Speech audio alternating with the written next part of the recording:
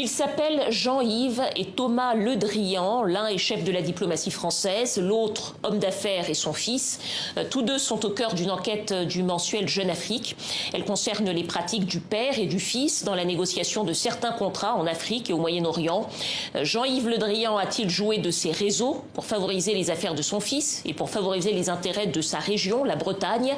Vincent Duhem, bonsoir. Vous êtes journaliste à Jeune Afrique, co-auteur de cette enquête avec Mathieu Olivier. Merci d'être avec nous.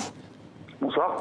Alors, c'est une enquête de 10 pages dans laquelle vous vous attardez longuement sur la présence du fils Le Drian aux côtés de son père, notamment lors d'un déplacement à Abu Dhabi pour un salon de vente d'armes. Qu'avez-vous découvert exactement ?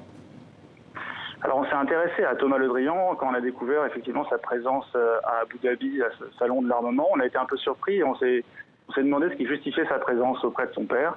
À l'époque, il a 31 ans, il est directeur de cabinet du président du directoire de la Société nationale immobilière en France.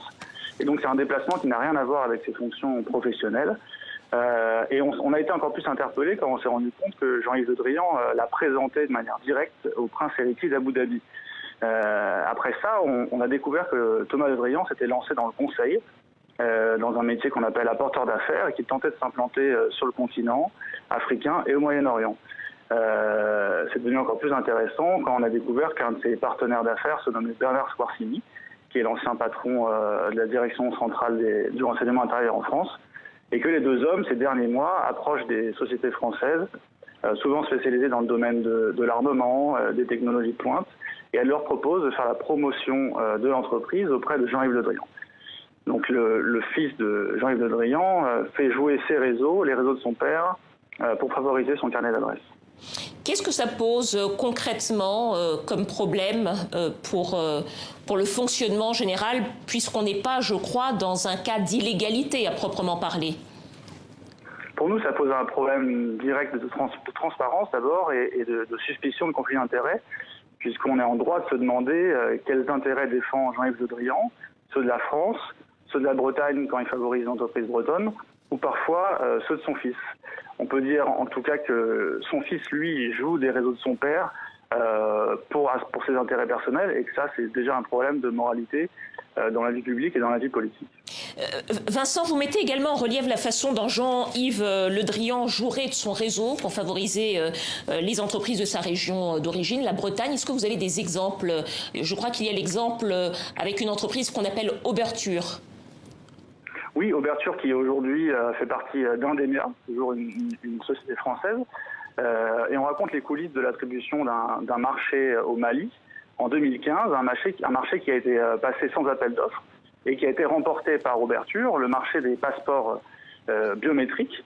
Et à l'époque, les passeports biométriques étaient fabriqués par des Canadiens et le contrat devait être remis en jeu. Et à cette époque-là, la diplomatie française, Jean-Yves Le Drian directement, c'est, selon nos sources, impliqué de manière directe, forte, a mis la pression sur les autorités maliennes pour que la France, et donc cette entreprise-là, entreprise bretonne, obtienne le contrat. C'était un contexte particulier, quelques mois après le lancement de l'opération militaire française au Mali. Et à cette époque, les autorités maliennes se sont senties un petit peu obligées d'accéder à la demande de Jean-Yves Le Drian. Plus généralement, Vincent, depuis son arrivée au pouvoir, le président Macron a déclaré vouloir une relation rénovée entre la France et l'Afrique et la fin de certains réseaux. Est-ce que vous diriez que les pratiques anciennes entre la France et l'Afrique perdurent encore largement sur le continent, à la lumière de ce que vous décrivez dans cette enquête ? Je dirais qu'il y a toujours un double jeu au sein de la diplomatie française entre les prises de position politiques, publiques et les intérêts économiques.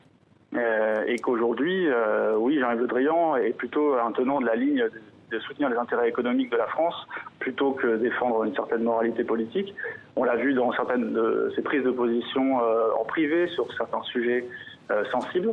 Ce qui est aussi intéressant, c'est que Jean-Yves Le Drian, c'est un poids lourd de la politique française. Il est important au niveau national, mais aussi sur le continent, puisque depuis François Hollande, il joue un rôle très très important dans la diplomatie française en Afrique, et qu'on a même appelé avant le ministre de l'Afrique. Donc, ses prises de position, son comportement est aussi encore plus important, parce qu'il joue un rôle central. Vincent Duhem, journaliste à Jeune Afrique, co-auteur de cette enquête avec Mathieu Olivier sur les réseaux d'affaires de Jean-Yves et Thomas Le Drian. Merci à vous.